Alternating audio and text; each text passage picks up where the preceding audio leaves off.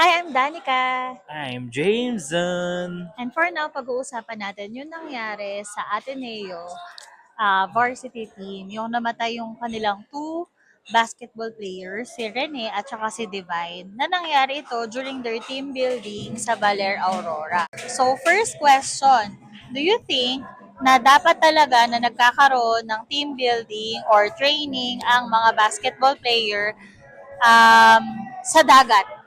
Yun muna yung unang tanong. Siguro hindi pwede sa dagat kasi ano may current yung ilalim, current kay ilalim.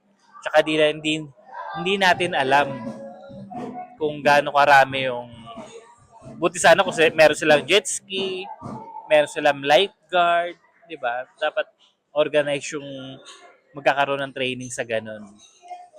Tsaka marami namang kunyari, sa pool na malalim, meron namang ganun mga 20 feet ang meron ganun mga training pool.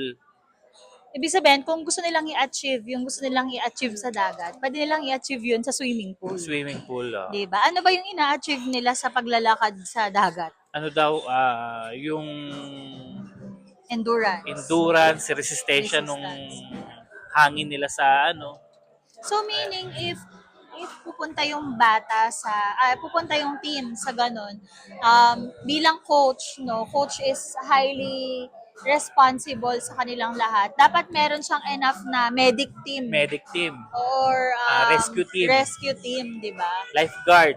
Oo, sa bagay 'di ba kung iisipin mo sa mga sugod bahay Oo. nga ng mga noontime show is meron talagang mga paano 'yan, 'di ba? Pa-medic team, yung mga ganong sa mga field trip need mo talaga ng medic, ng mga ganyan kasi syempre importante yung safety first. Tsaka yung alon dun, yung alon ng dagat, hindi natin kahit sino hindi nakakaano dun, kahit magaling ka pang diver.